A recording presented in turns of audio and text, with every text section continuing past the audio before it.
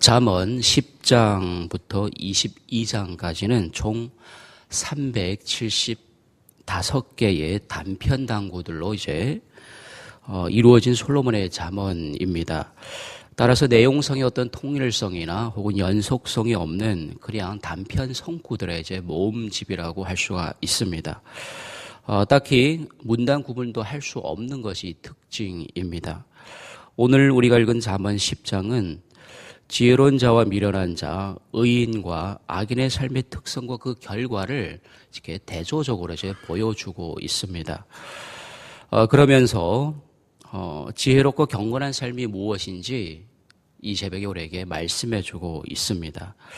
잠언 10장의 33개의 경고가 모두 중요하지만 그 가운데서 우리에게 가장 필요한 경고에 대해서 이 새벽에 함께 두 가지로 은혜를 나누고자 합니다. 그 중에 한 가지 주제는 우리의 말, 즉 언행에 관한 것인데요. 11절, 13절, 19절, 20절, 21절, 31절, 32절의 말씀이 그것을 말해주고 있습니다. 이 말씀들은 모두 우리의 언행에 관한 것들입니다. 즉 우리의 언행이 사람을 죽이기도 하고 살리기도 한다라는 것을 말씀해주고 있습니다. 그리고 또 한 가지 주제는 그 말이 맺는 열매에 관한 주제입니다. 다시 말해 선과 의의 말을 뿌려서 선한 열매를 맺어라 라는 것이 두 번째 주제가 주는 교훈입니다. 먼저 언행에 관한 대표적인 경고는 11절입니다. 11절은 한마디로 우리의 말은 사람을 살리는 능력도 있을 뿐더러 반면에 사람을 죽이는 능력도 있다라고 말씀해주고 있습니다. 11절을 보면 의인의 입은 생명샘이라도 악인의 입은 독을 머금었느니라 라고 이제 말씀하고 있습니다. 10절까지 솔로몬은 의인과 악인의 대조적인 결과에 대해서 이제 말하면서 이제 11절부터는 의인과 악인의 입조차도 생명과 죽음으로 명백히 구분된다고 이제 말씀해 주고 있습니다. 사랑하는 성도 여러분, 사람의 말은 기본적으로 그 마음에서부터 나오죠. 그래서 예수님께서도 입으로 들어가는 것이 사람을 더럽게 하는 것이 아니라 입으로 나오는 것이 사람을 더럽게 한다라고 말씀하셨죠.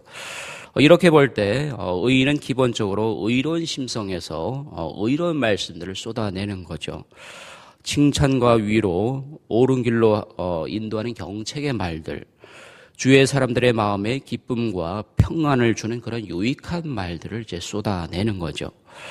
반면에 악인은 기본적으로 악한 심성에서 비롯된 그 시기, 모함, 거짓말, 저주, 비웃음, 그리고 모욕과 같은 남에게 해를 입히는 그런 독을 먹으면 이제 말들을 쏟아낸다는 것입니다. 그래서 상대방의 치명적인 그런 상처들을 입히는 거죠. 솔로몬은 이러한 말들의 위력을 너무도 잘 알고 있었기에 잠언을 통해서도 새삼 다시 교훈하고 있는 것입니다. 여러분 한번 생각해 보십시오. 우리의 교회나 가정이나 혹은 직장 그 어디에든 그 일어나는 대부분의 문제점들의 그 원인이 무엇입니까? 바로 우리의 말 때문인 거죠. 마치 작은 불꽃 하나가 많은 나무를 태우는 것처럼 사소한 말 한마디가 결국은 교회에서나 가정에서나 혹은 직장에서 치명적인 상처와 아픔들을 주고 있다는 것입니다. 그래서 오랫동안 이제 쌓은 이제 탑이 무너지듯 한순간에 우리의 말 한마디 때문에 관계도 깨지고 가정도 갈등이 생길 수가 있다는 것이죠. 그래서 야고보 사도는 이렇게 말씀하고 있습니다. 누구든지 스스로 경건하다 생각하며 자기 혀를 재갈 먹이지 아니하고 자기 마음을 속이면 이 사람의 경건은 헛된 것이다 라고 우리에게 말씀해주고 있습니다. 그렇다면 사랑하는 성도 여러분, 우리는 과연 입에서 어떤 말들을 쏟아내야 할까요? 칭찬과 위로를 주고 때로 의로운 길로 인도하는 경책의 말들을 교훈하며 또한 마음에 기쁨과 평안을 줄 수 있는 그런 말들을 우리가 훈련을 해야 한다는 것입니다. 또한 이제 시기나 모함이나 거짓말, 저주, 비웃음, 온갖 욕설, 모욕적인 언사들을 이제 쏟아내는 그런 말들은 아예 입 밖에 내지도 말아야 하는 것이죠. 그러한 말들은 기도 가운데 하나님 나의 이 상처를 치료하여 주십시오. 나의 심령을 치료하여 주십시오. 라고 하나님께 기도를 해야 하는 것이죠. 오늘 새벽에 제가 말에 관해서 설교를 하고 있지만 사실은 참 부끄럽습니다. 과연 내가 이런 설교를 할 자격이 있는가라는 것이죠. 돌아보니 아무런 자격도 없음을 이제 발견하게 됩니다. 저는 말도 어눌하고 언변도 없고 해서 이제 오해도 많이 받아봤고 손해도 많이 당해봤습니다. 당연히 내가 이기는 시비인데도 말재주가 없다 보니까 질 때도 참으로 많았습니다. 그래놓고는 혼자서 이제 속상할 때도 참으로 많았죠. 이런 제가 말에 관해서 설교를 한다는 것은 참으로 아무리 명분을 찾아봐도 없는 거였습니다.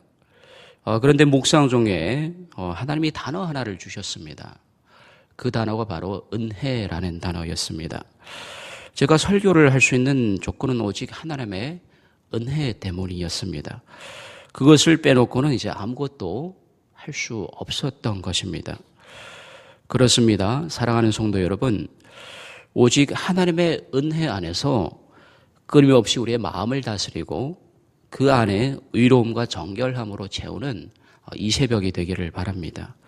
그래서 우리의 말들이 이웃을 살리는 그런 말들이 되기를 간절히 소원합니다. 단지 입의 습관만을 바꾼다고 해서 해결될 수 있는 문제는 아니죠. 올바른 말은 올바른 심성에서 나오는 것이죠. 그래서 바울은 로마서에서 이렇게 고백합니다. 마음으로 변화를 받으라 라고 우리에게 말씀해 주고 있죠. 우리의 마음이 예수님의 마음으로 바뀔 때 우리 입에서 나오는 말도 드디어 생명샘이 될 것입니다. 살리는 능력이 될 것입니다. 상처 입은 치유자가 되어서 이웃을 치유하고 회복시키는 그런 우리의 심성과 말들이 될 것입니다. 올바른 말은 올바른 심령에서 비롯되는 것입니다. 썩은 물을 내는 근원을 가지고 결코 좋은 물을 얻을 수는 없죠. 그러므로 먼저 우리의 마음을 의로움과 정결함과 거룩함으로 가득 채우는 것이 필요합니다.